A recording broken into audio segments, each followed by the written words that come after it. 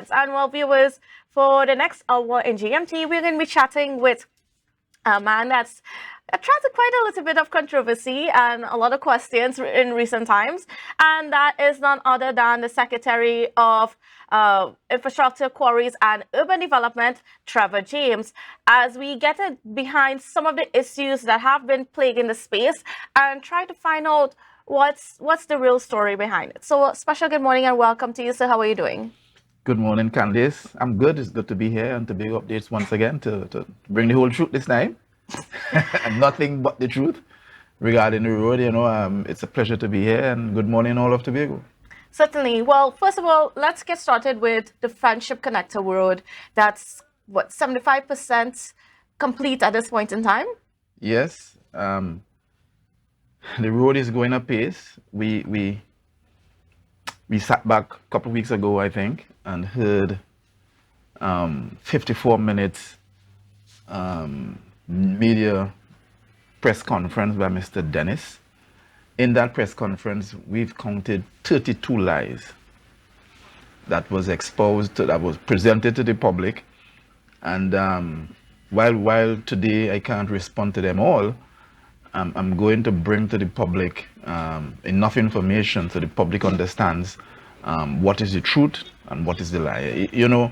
We are in a space where the PNM's only political response is to lie.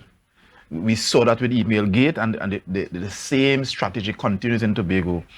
Every single month, they present some lie, some mistruth to the public in order to get the public to somehow turn to them again. So we would begin to respond, and today is the first step for that. All right, so let's get started with the claim that there was no town and country approval for that road. We saw earlier on last year, there was an injunction in the court over CEC clearances from the EMA and so on. Well, that has since been lifted, it went ahead. But now we're seeing this claim that there is no town and country approval. What happened there? Was there town and country approval for the road?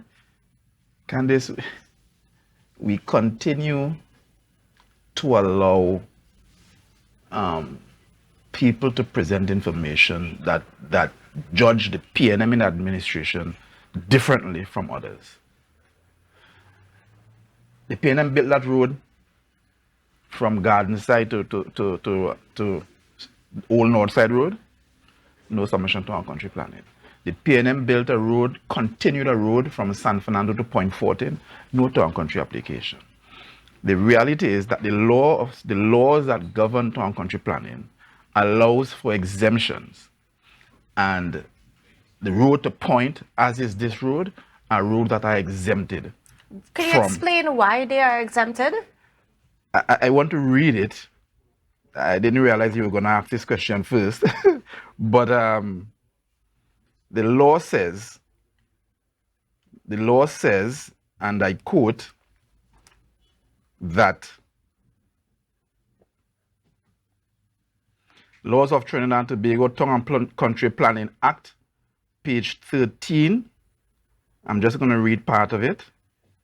The law says that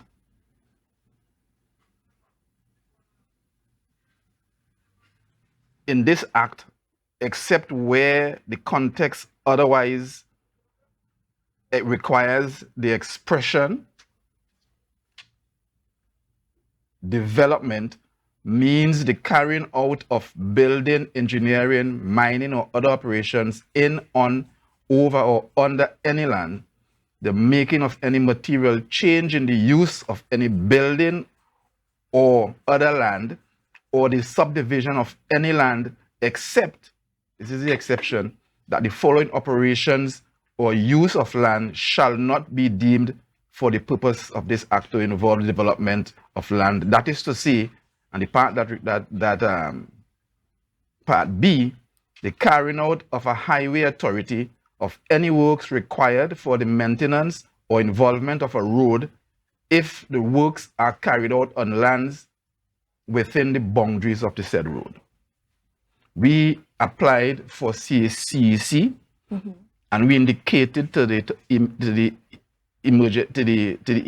environmental management agency that the road was a development road of an existing road, and under that we were not required to submit to town country planning. And what was the result of that? What was the response? CEC was granted based on that, among other things, of course, and therefore there was no need. We, as a matter of fact, our staff inquired of town country, and we were told that we were not required to submit. And so we have media houses in Trinidad looking for Bacchanal and Tobago. Maybe they have nothing to do in Trinidad, applying for information from town country to create one story when they have all the stories in Trinidad for them to focus on. And we have a minority leader taking that and bringing it to the house to create one perception that a simple development in Tobago must be derailed illegally just by the conversation that this thing is illegal. We had no requirement to submit to town country planning, and we just did not. It was not required. And did you have any conversation? I think you mentioned that you did have some conversation, but I want to know what was the conversation about with town and country about, whether you needed to submit some proposals, whether they needed to have their approval. What was that conversation like? What was the result of that conversation like? No, this is a verbal conversation. Remember, the EMA came to the site, went to the court, did what they did. They came to the site twice to inspect to make sure we were working in alignment with what they approved, and that conversation took place. And we inquired, our staff that is inquired whether we needed to do that. If we needed to do that, we would do that. Notwithstanding that the town country planning and the EMA actions in Tobago over the years, we have not gotten to this stage. No Tobagonian has stood up in Tobago for the last 30 years against any development project in Tobago. This is what we have happening today. Any development work that we do, we have some Tobagonian who stands up to say that you shouldn't do it because you should submit to some law. What is the reality? Castara Fisherman facility, built by Foster Cummins. No EMA approval. Matter of fact, EMA denied and rejected the application. We have Adventure starting in 2013, only getting Colon not Adventure, Colon development starting in 2013, only getting town country approval in 2021.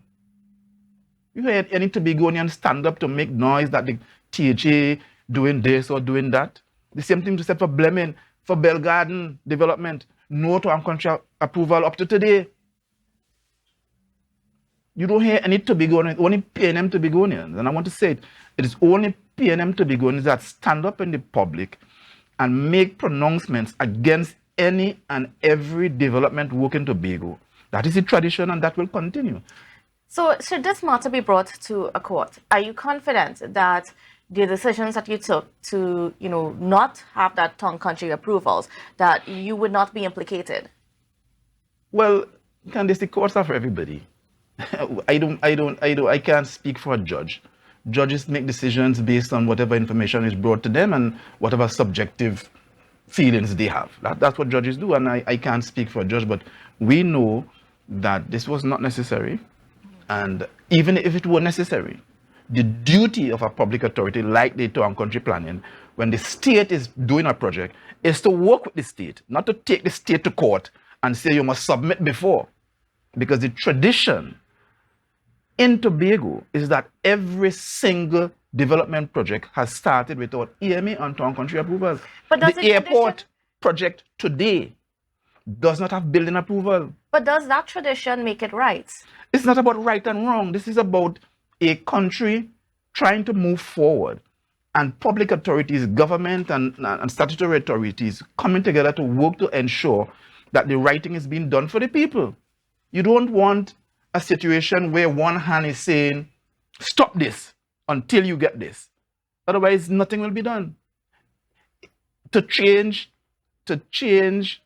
the use of piece of land through town country planning is 2-3 years. Who government could wait on that? We need to work together. In any case, this was not required. Well, shouldn't, in that case, if it takes that long, shouldn't then we try to lobby so that the process to get approvals and that sort of thing is shorter to make, I mean, to allow for development to happen instead of, We circumventing in them? Trinidad and Tobago like it so. These are not new things, you know. These are not new things. I'm a developer as well. These are not new things. Going to town country planning has been a perennial problem where we have set no time for which things should happen through town country planning. They're not going online and all that. But this is not a new problem. This is a long-standing problem. To come 50 years later and say you continue to lobby, belies the point that government and statutory authorities must work together. That's just how it is. But then how do we ensure accountability in that case? So we have these systems set up, even though they may not always work in a timely manner, but they are set up to make sure that whatever development is done is in the best interest of the people and the environment. So where does the accountability? Candace, as public authorities, we have to be equal across the board. We cannot allow the airport project to be built without any town country approval and then come to the public and make noise for a little road. I mean, we're talking chalk and cheese. We're talking $1 billion+ in a project with no approval, as opposed to 50, 60, $70 million on a road project. We can't have a conversation like that. I mean, we in Tobago need to move on from that kind of conversation. We can't have one administration starting every project without approval, and then suddenly as the administration change, we have statutory authorities come in and say, hey, you can't start that. We just can't have that. We can't teach our children that kind of subjectivity. We just can't.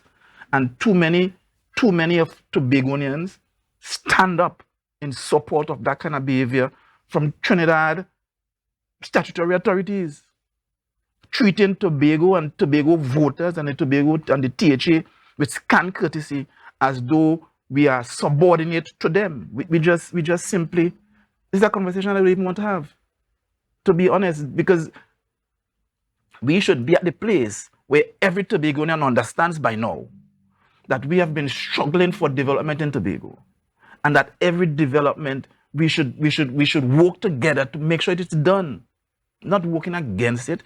I can come here tomorrow and I can bring you 100 facts about the airport that says it shouldn't be built, from location to engineering to approval. I could come and do that. I have willfully stopped doing that because the development has to continue, and we see how we could work together. That's just how, when you're in government, that's how it is. But are you worried at all that perhaps by circumventing these statutory bodies, there might be some bit of development, or it might be good in the immediate future, but might have a negative impact in the future, further down the road? Candace, you're missing the point, and we've been through this. And I've spoken to that already. Statutory authorities, their duty is to work with the state to ensure the best outcome, not to take a position where we're going to stop the state, who are the policy makers, from carrying out a policy decision. That's not the role of the statutory authority. Otherwise, we will get nothing done in any jurisdiction. Okay. All right. Now, I want to also talk about this issue of the residents that are within the area, and we know the concerns that they've had in terms of, they expected a certain level of consultation before the road was built, but in their opinion, that did not happen.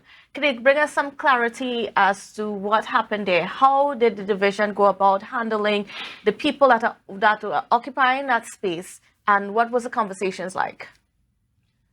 Well, maybe we need to get more specific than just saying residents there. We've tendered this project through a design build finance modality. The idea behind going design build is to ensure that we can execute tasks in parallel, that we don't have to wait 6 months for a design to be completed, as they do at the airport. we don't have to wait 6 months for design to be completed before we can start. And I think we missed that point in Tobago. We are trying to expedite works that have been long outstanding by selecting a procurement modality that shortens the duration of the project. And so we have had ongoing consultations with the people who claim to have been squatting on the estate and the killing on the Friendship estate. We've had ongoing consultations with the gentleman who has come to the public to say that he has a legal right to be on Kilgreen estate. It's nothing to do with us. And I will talk to that a little later. We've had continued conversation with another gentleman who has a house on the road reserve. And that process is of finalizing these issues is near. We've had conversations with the owner of Kilgreen estate with a view of compensating him for the area that we have taken for the road. That process is ongoing. Of course, some would say take 4 years and do that consultation and then start. We just don't have time for that.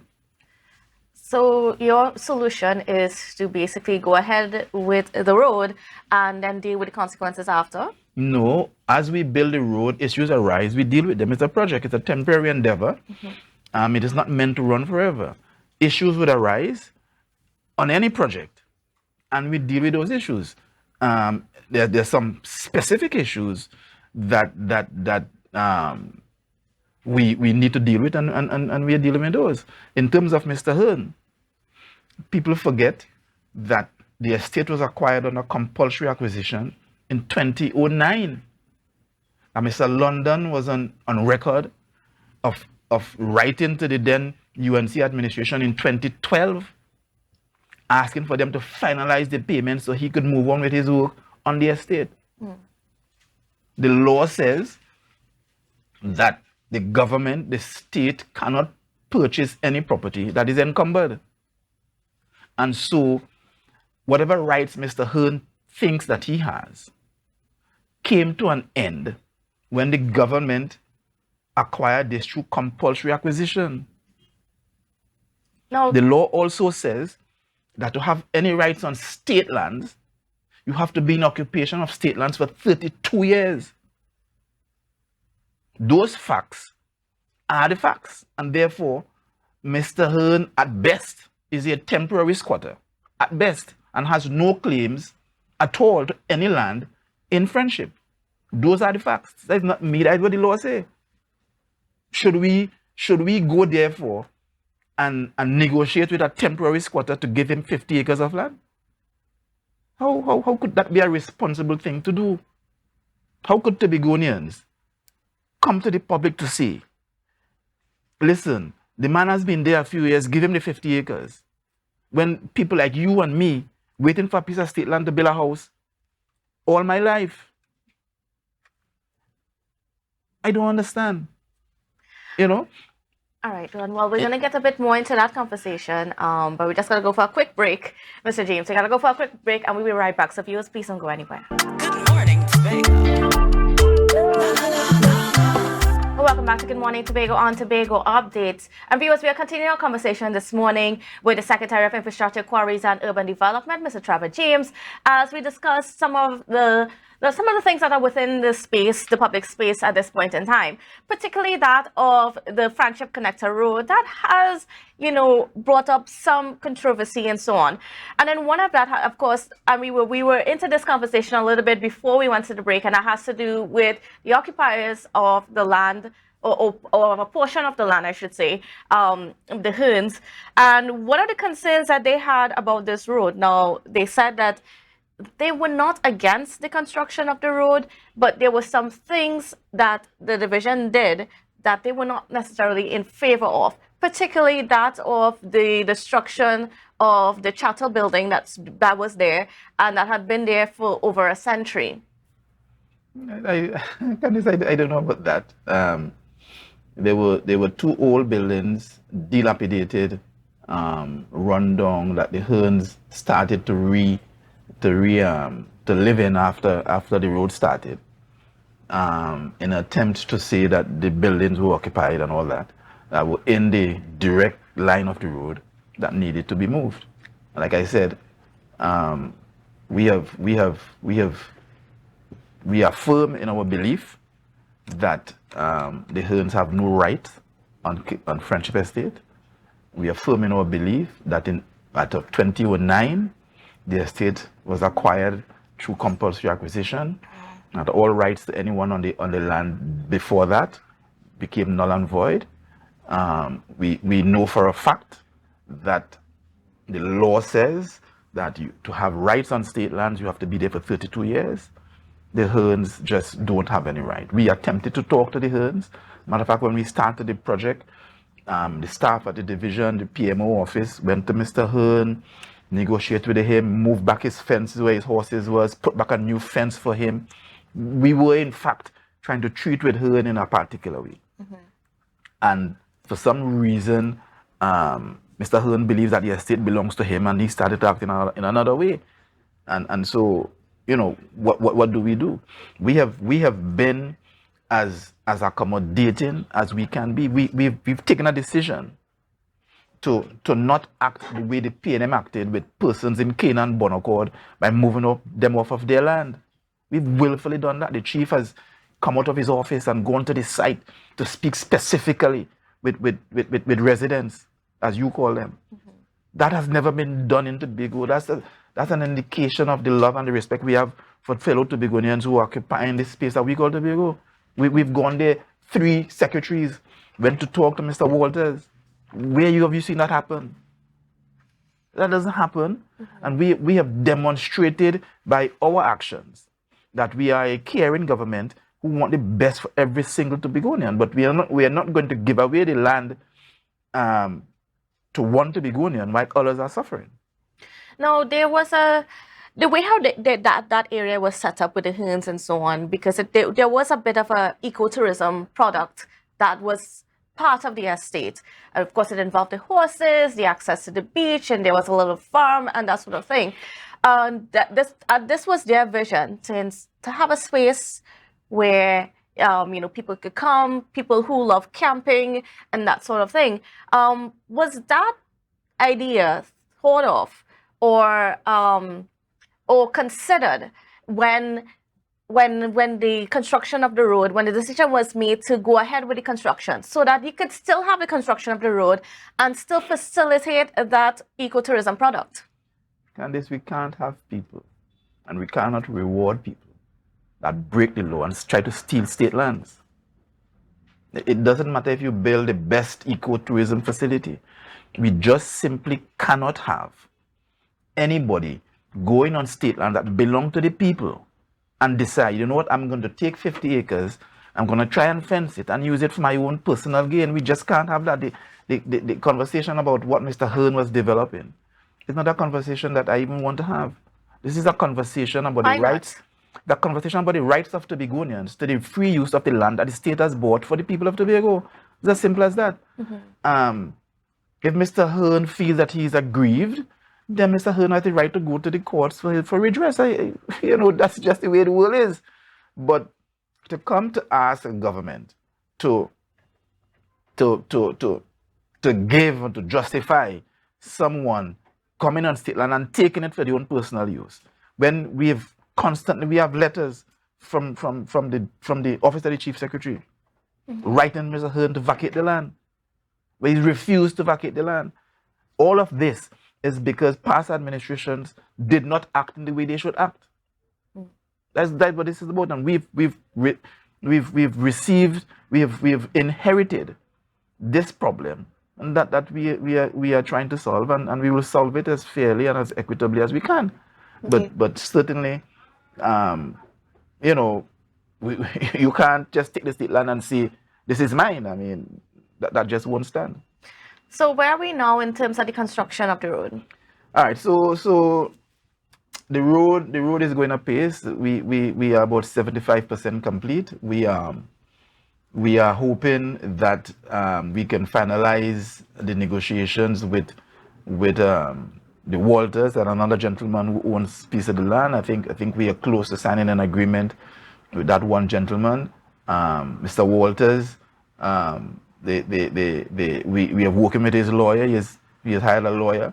I'm not going to come here to discuss whether he has a legal right to Killigrew Estate as he is claiming.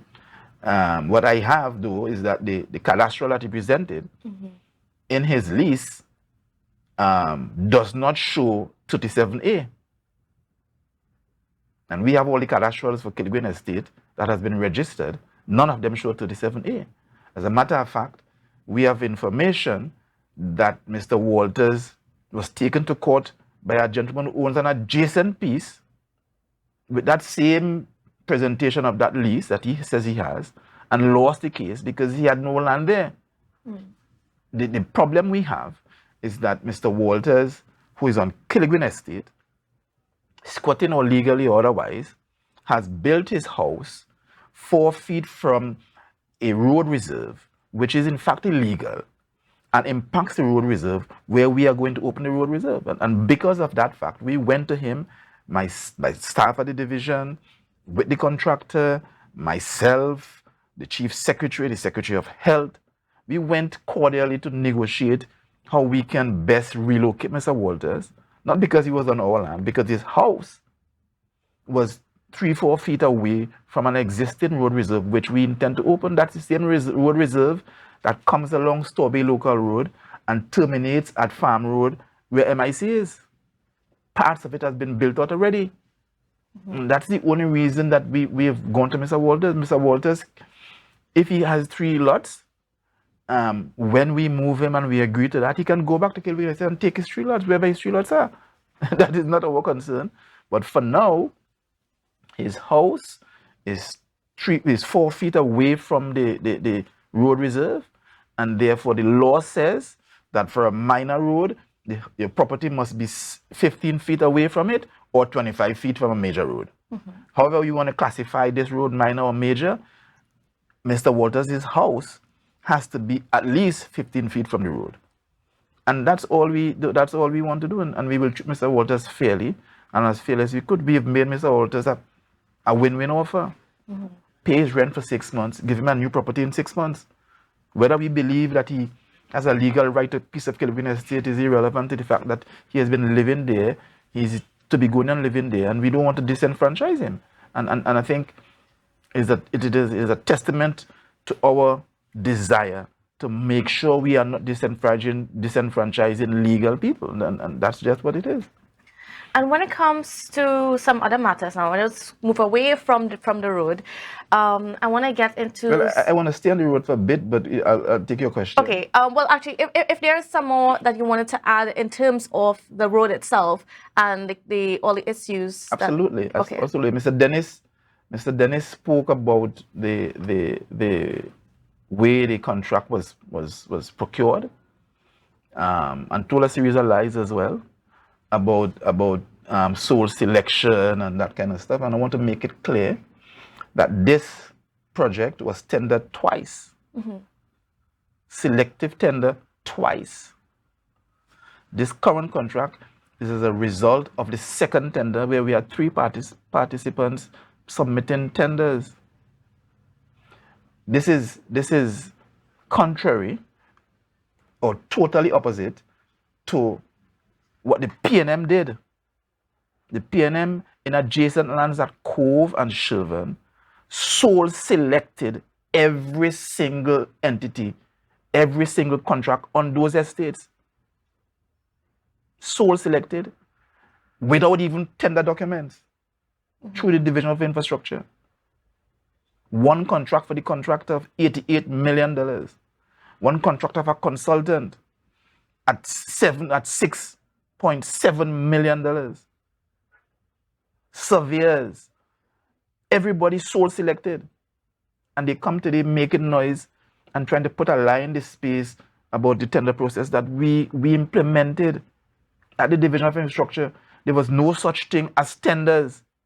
We had one man, possibly an administrator, deciding, hey, I'm giving you this project, come and take it, come and do it. That is what we inherited. And we have from day one come into the division and changed all of that. Every project we have contracted has been tendered out. Why would you sell those kind of lies? I am going to have to put these facts up in the public because So- it's just too much. So, in other words, that I mean, you are following the procurement processes, especially as with the change now in the procurement legislation and so on. Those processes, you can stand on them. Absolutely. If we weren't, Integrity Commission and whoever would have come up already, they're on the payroll. We don't understand where we are to go, right? Independent engineering, sole selected to project manage the Cove and Chauvin project, $6.5 million, sole selected. GCI Geomatics, $800,000, sole selected. Gardner and Associates, $600,000, sole selected. Warner's Construction, $78 million, sole selected. This is the PNM who come in today and listen to me under the same leadership that is today talking, Mr. Anthony Dennis, who went to the Executive Council and signed off on these things. He personally signed off on this. You know, we just need to move away from that kind of conversation. He raised another issue and continues to raise it, along with his leader in Trinidad and minority leader, about this idea of $300 million being spirited away out of the economy and so on and so forth, and how we so wicked and we so bad and we against the Begonians and with this and with that. All lies. In the 2 years we have been in office, the development budget for Tobago, for all of Tobago, not Division of Infrastructure, in 2022-2023 was $300 million. In 2023-2024, this financial year, $260 million. The Division of Infrastructure in 2022-23 received $72.5 million. The wage bill for the development program workers, who are essentially recurrent workers, because the past administrations have them working throughout the entire year for years. So they are essentially recurrent workers being paid under the development budget. It's $41.6 million, which left us with $30 million to do development work. How could we spirit that away? To whom? For this year, the budget for the division is $51.6 million. Again, the same $41.6 million in wages. We have a balance of $10 million. We have been very innovative in how we tender projects so that we could deliver to the people. This is not anything about development budget. We have no development budget for the Department of Food Production and so on. The wage bill there is $27 million for development workers. Why do you think they can't get paid sometimes? $27 million for 2022-2023. The budget was $23.6 million, less than the wage bill. Eventually increased by environments and so on to $31.6 million just to meet the wage bill. This year, they from Trinidad gave the division $29.7 million when the wage bill is $27 million. This is an indication that from Port of Spain, there's been a decision taken, not only now, for the last 20-something years, to give Tobago no money to develop Tobago. That has been what they've set out. That's been their strategy. All right. Well, we're going to take a pause right here, but we got to go for a quick break, and we'll be right back. So viewers, please don't go anywhere.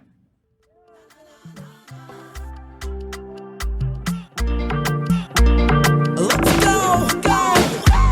It's a brand new morning. Welcome back to Good Morning Tobago on Tobago Updates. Viewers, we are continuing our conversations this morning with the Secretary of Infrastructure, Quarries and Urban Development, and that is none other than Mr. Trevor James.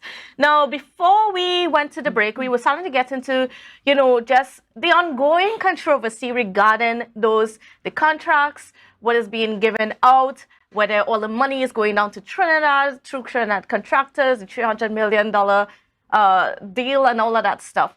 Now, we know that that $300 million arrangement with a few contractors for major projects was done through a financing arrangement where the THA will pay at a later date. So it's not the money up front or anything like that. It's money that will be paid, starting to begin to pay from a certain period of time and over a length of time, right? Now, I want to know from you, so that aside, how much of Tobago's contractors have benefited from the other work that has been done? Because I know there's a lot of small contractors on the island, and they have been getting work periodically. How much of that has been given to small contractors? Well, Kandace, at firstly, I don't like the phrase given to contractors.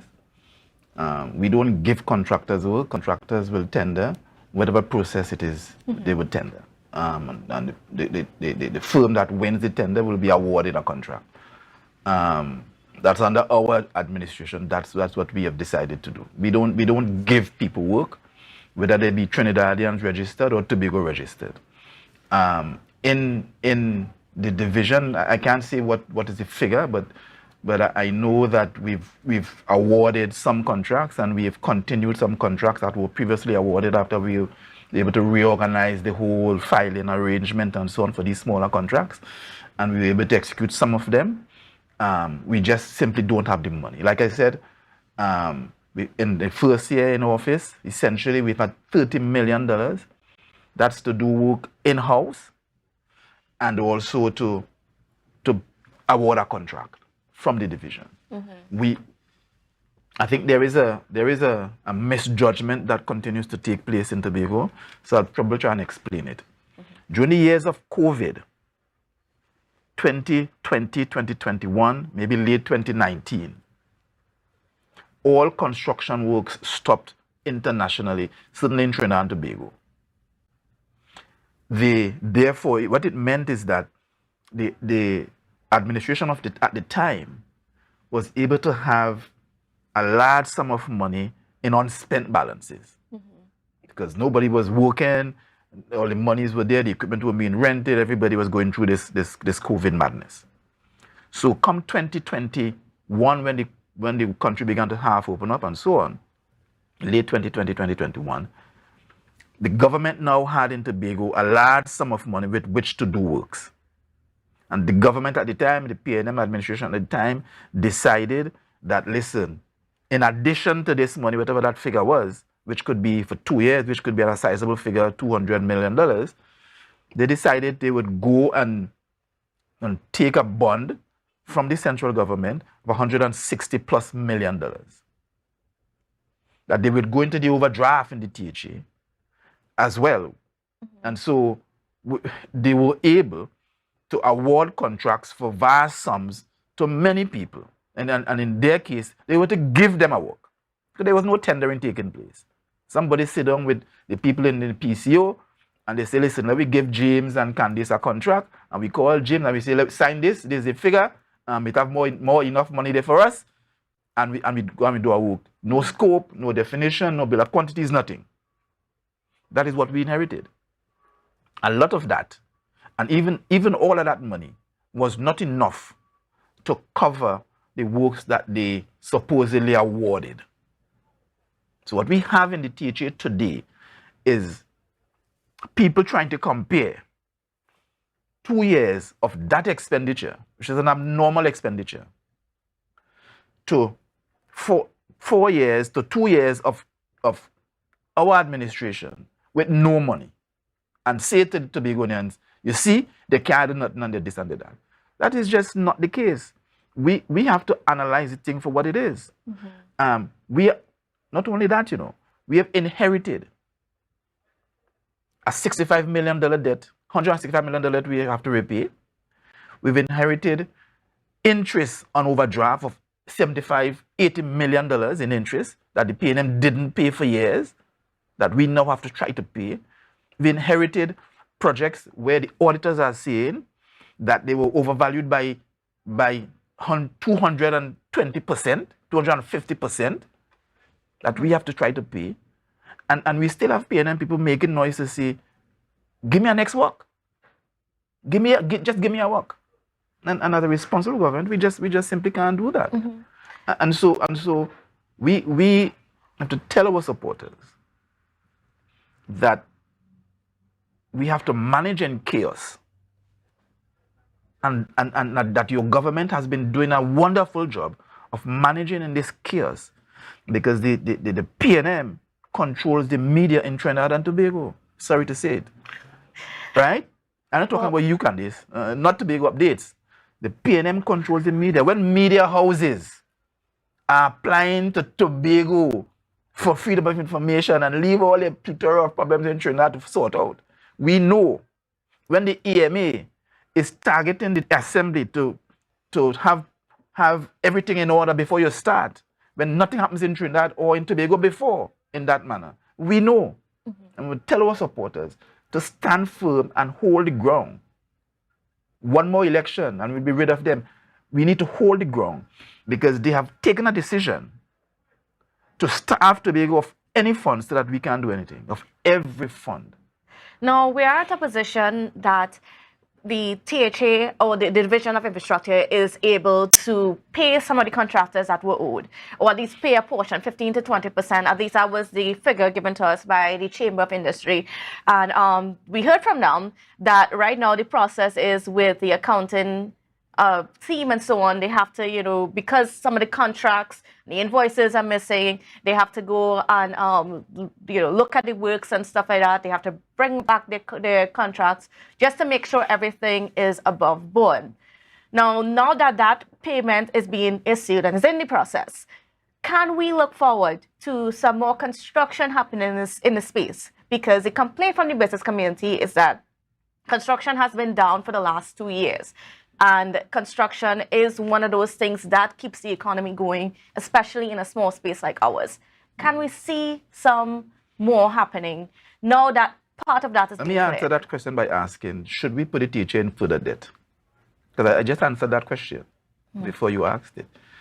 We are in a mountain of debt in the THA left to us by Mr. Dennis and company.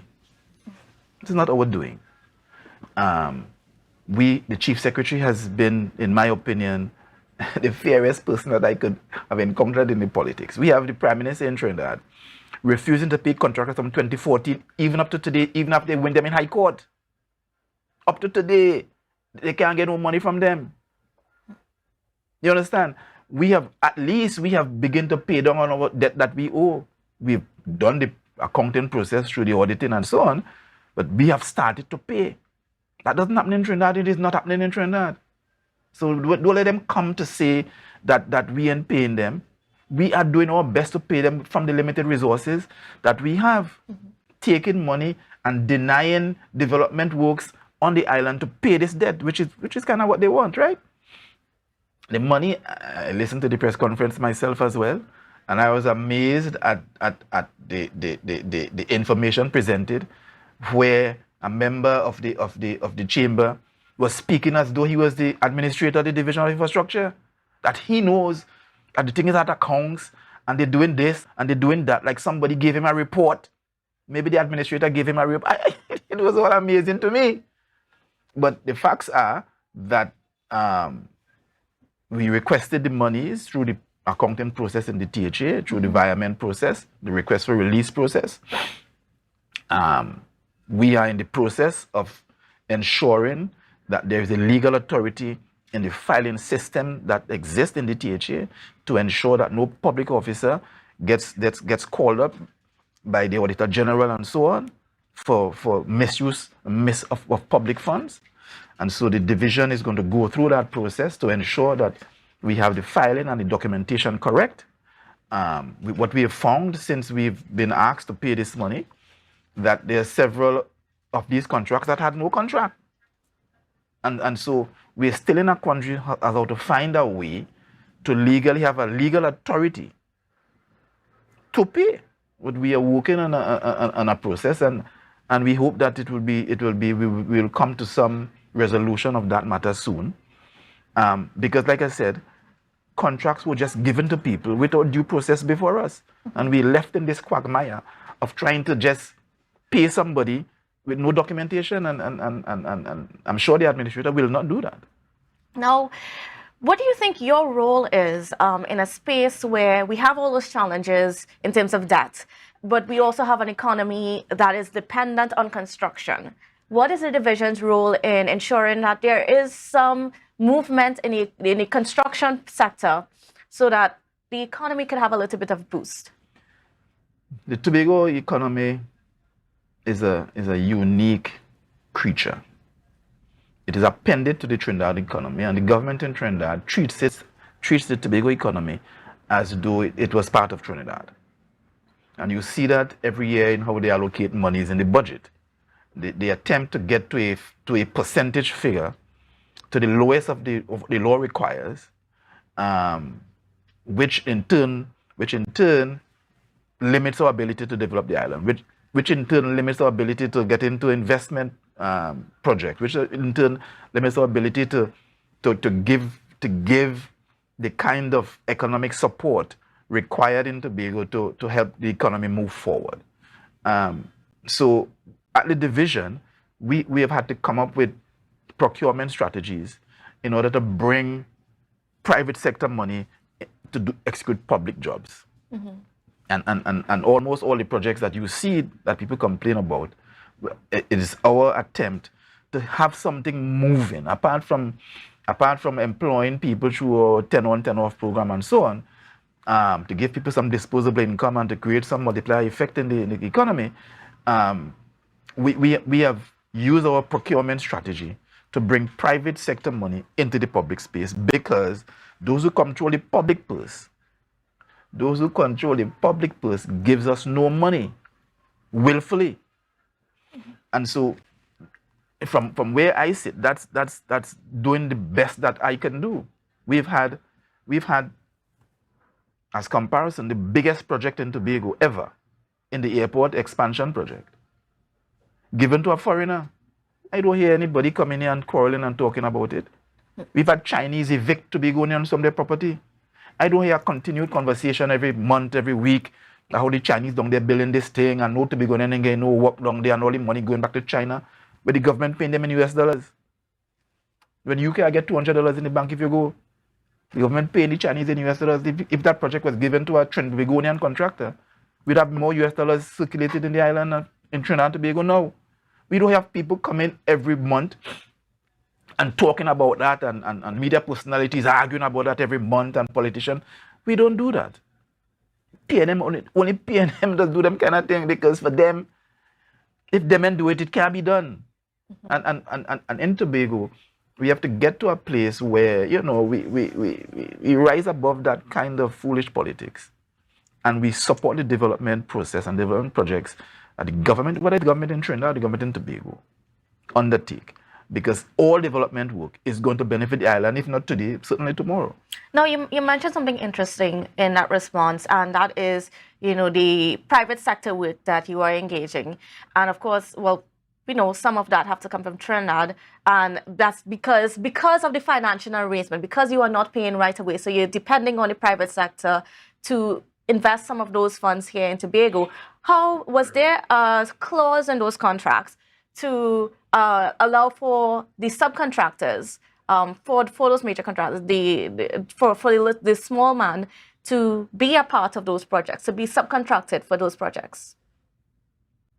This again, I do understand the question. We in the business of project management, policing a clause that requires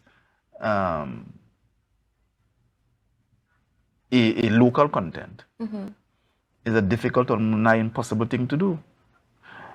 On the ground, however, we have all the projects. We've answered these questions in the house, you know. Lamy project, 80% of the work for the local people. This project, all the equipment, all the material that is being bought from the project, not all the equipment, but most of the equipment, are Tobagonians. Mm-hmm. So I don't know, on if building a road, how much laborers you want to hire. It's an equipment-intensive kind of process. The majority of the equipment have been rented from Tobagonians. All the road paving material, the road building material have been bought from Spell. So I don't know whether that is Tobago content or not, but in my mind it is. I don't know how you argue against that. I don't know. I don't know if you want a contractor to subcontract every aspect of your work to somebody and say, listen, charge me a profit on that and let me make no money. I don't know who contractor will do that, but certainly as we manage the project through our procurement, our project management office, we have the data that says that the majority of the works are being executed, or the majority of the equipment are being executed, are being rented from Tobagonians. And I don't know if that's good enough for the PNM, but certainly that's good enough for me on a road project where you know it's not labor intensive, it's equipment intensive. I don't know what else one can do. Now, there were some other matters that came up in the House, and there's been some questions that continue to be tabled in the House. And and one of them has to do with a recent trip that you took to St. Martin. Was it Martinique? I might be getting that wrong there. But and that's in regards to, you know, the whole private jet arrangement and so on. Now, I want to know if you could provide some clarity in terms of the payment arrangement, because there is an accusation out there that it was funded for by the THA. The Chief Secretary was clear to say more than one interview that the THA will not pay and has not paid. He was clear to say that. He even went so far to say, to quote my salary, my meager salary in the public, and say that I could pay. The Chief Secretary was clear to say that. I don't know why that question keeps coming up. It is baffling to me. Should I have stayed in Martinique where my credit card has maxed out and the government in Trinidad say you could only spend X amount every month and go on the street and live? Should I make my own arrangement to come home? I took a decision to do that. And I don't know why that is a continued question that keeps coming up. And specifically though, the arrangement for the trip itself, who was it arranged through the THA? In terms of because I know a couple of public servants were a part of the trip and so on. Well, Kandace, listen, I cannot commit public funds by myself. So clearly it must have been arranged through the THA. The Executive Council would have deliberated on the matter and would have agreed that the officers from the Division of Infrastructure should attend this conference. The conference was a connectivity in the Caribbean conference. We have 3 years ago, we put out a video to say we are intended to create better connectivity between Tobago and the islands, and we needed the officers in the division to have a clear understanding of what exists in the space and how do we become part of that conversation and position Tobago to become more connected to the region. We've seen today, after we raised that issue, we've seen the government in Trinidad today trying to connect Guyana and Trinidad and Barbados and bypassing Tobago again out of the economic activity that might benefit, that we have benefit from that kind of connection. And Tobagonians sit down and say, Ray, the PNM doing a good thing by bypassing Tobago because Tobago does not exist. We feel that we must have the correct conversations with regional partners to ensure that we can connect Tobago to the region. We have limited or no regional tourism in Tobago. There's a reason for that. And therefore we have to look at this whole thing and we have to say, listen, let's go meet the players in the region. The players who are shipping small amounts of goods on ships from country to country, and to see how we can do that, how we can inspire somebody to go and plant an orchard of 1,000 orange trees and have oranges to export. We have to present a Tobago to the public, where the public is ready to invest because the opportunities are bound. We have to develop factories in Tobago. A large number of the population are at a place where the only work they can get is a morning work, as they call it. And therefore, we have to move that burden away from the THA and put it on the private sector. And to do that, we have to create an environment that allows somebody to invest. We have simply no factories producing nothing in Tobago. We can't have an island like that. And so we had to have the conversations so that we can develop the right policies. Fill the skies.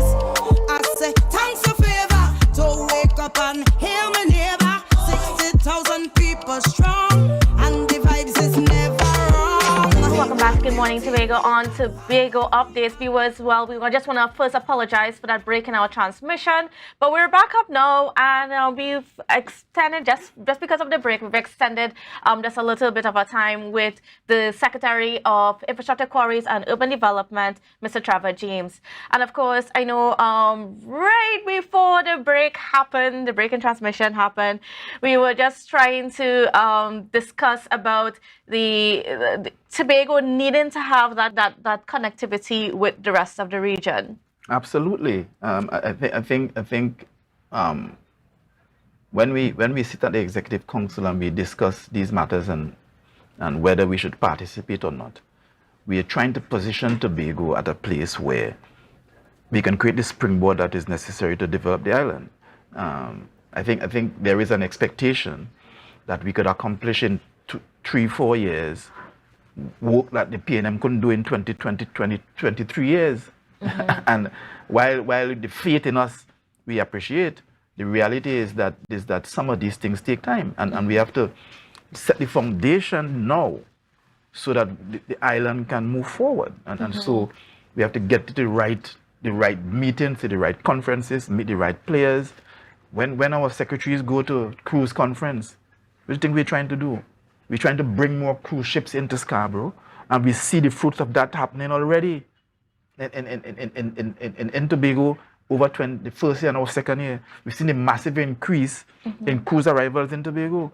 That is a direct result of the conversations our secretary has been having internationally. So how and we don't seem to fully appreciate what that does. We've had in the 20 years of the PNM, from 90,000 arrivals, overnight arrivals, whittled down to 18,000. We are trying to build this whole tourism thing back. We're trying to bring US dollars, foreign exchange back into the country. And I think we're doing a good job, notwithstanding the criticism of the secretary to date.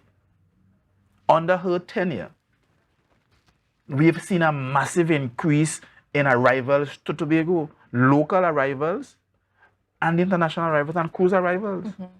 Those are just the facts. So how did this conference in Martinique, how will this contribute to the development of the construction sector and so on in Tobago?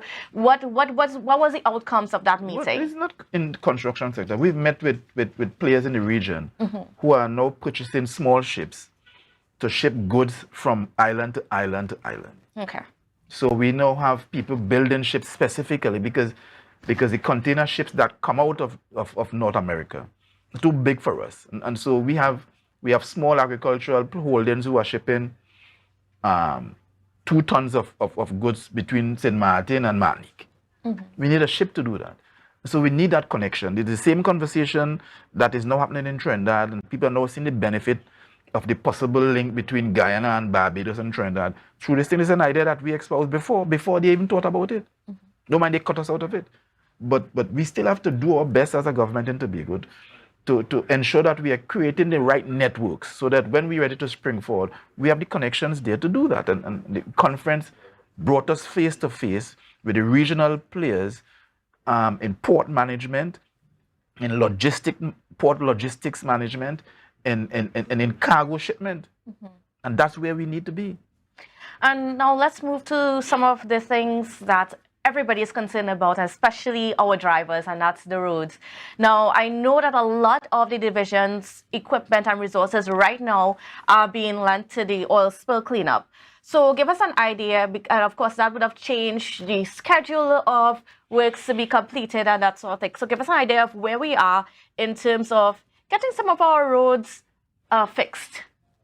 Kandace, we came to office 2021, 2022. And I can say that in the 2022, we've patched out most of the holes in all of Tobago. What we have, of course, is a wassa who digs up the road all over Tobago and just leave it. Don't even have the courtesy of informing the division that I'm going to do this work today. We've tried to meet with WASA and their officials, and we've tried to develop an MOU, and they have decided not to do it. A lot, if not all, of the potholes you see. I come from Signal Hill every morning, and I drive through that pothole just after health. There's a water leak right there. As a matter of fact, the guys in Scarborough District patched that about 4 times. The water dig it up again, and WASA not fixing it. So we get blamed across the island for WASA's failing and WASA's failing pipeline. But you remember when the government did that project in Trinidad to change all pipelines? I was in Trinidad 2011, 2012 under the UNC. Nothing was done in Tobago. So we have aging pipelines, and you fix a hole going up to Signal Hill again, right on that connector road from the little bus shed on the side there. They fix that about 10 times. We patch it about twice. They dig it up again. So we have a problem. We have a problem where, in my opinion, the statutory authority that is WASA should contribute to the road repair for the holes that they create. And we've been trying to collaborate with them and to ensure that that could happen, which happened before us. This is the thing, you know. These are arrangements in place before us, which they failed to honor again in their attempt to create this chaos in Tobago. So I believe that since my advent at Works, that the patching teams have been performing. Clearly we have equipment challenges, but I think we have been performing, and the evidence of that was 2022.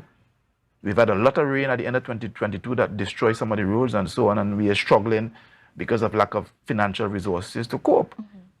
But no doubt, the team has been doing a good job, and we'll continue to do that. And we just ask that people have patience.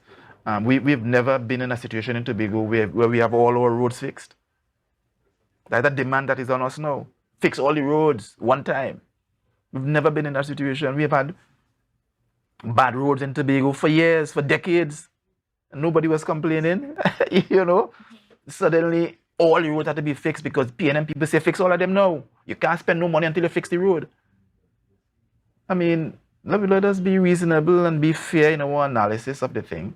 To the people who, on the car, the motorists and so on, who are using the roads, I'm going to say, listen, the teams are coming. They may be slow to get to your area where you may have a long-standing failure, but the teams are coming to fix all of these holes, and they may be tardy because of resources, but they are coming, and rest assured that we will come and we will fix the roads.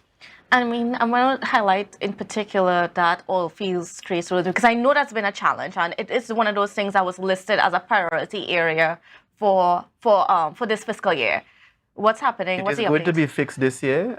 We were hoping for a spreader, and we've not yet been able to procure a spreader. But we may, which we did not want to do, go and fix whole widths of the road by hand. But it has been outstanding for too long. I've actually spoke to the guys about it this last week. That and also Montpelier, especially the western side of Montpelier as well. So some relief is coming. You know, we have been slow in some areas because our focus has been elsewhere. But we are going to come into lowlands oil fields hopefully this month of March. And that issue will be resolved. Also into Montpelier, going up that, maybe the whole circle of Montpelier as well, that those are going to be done in March. And then what about in terms of the roads that were affected by the heavy rains of 2022? I know that, I mean, there was some temporary work done, while there's some research and so on going on as to what is the best way forward for a more permanent solution.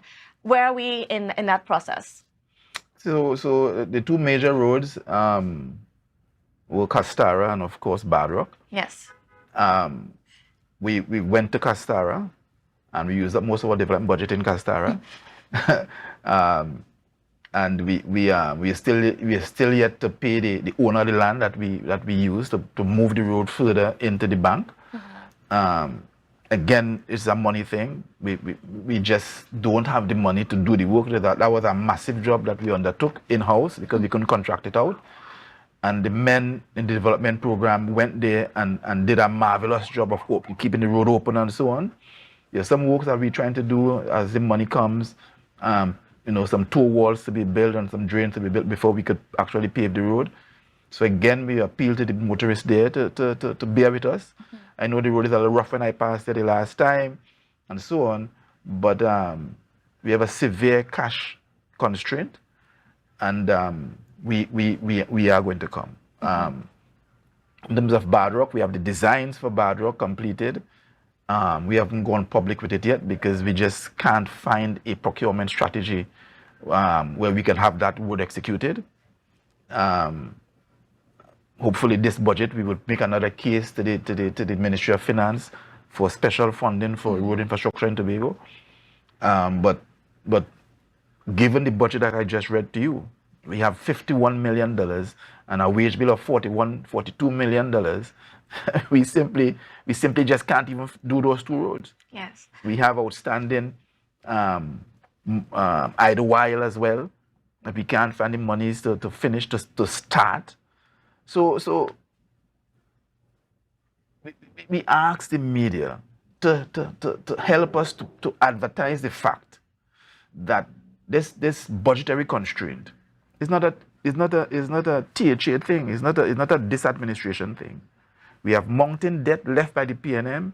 We have PNM in Trinidad starving us of monies, and I think that under those circumstances, we are doing a marvelous, manifold job of managing the economy and trying to build a foundation so the economy could spring forward. All right. Well, and I guess that's how we're going to have to end things this morning. I want to thank you so much, Mr. James, for being on with us and for giving us a perspective on a whole lot of issues that are plaguing the space. So thank you. It's always a pleasure to be here, Kandace. All right, great. Well, viewers, thank you for joining us, and I hope you have a safe and wonderful day, and we'll see you again tomorrow. Bye for now.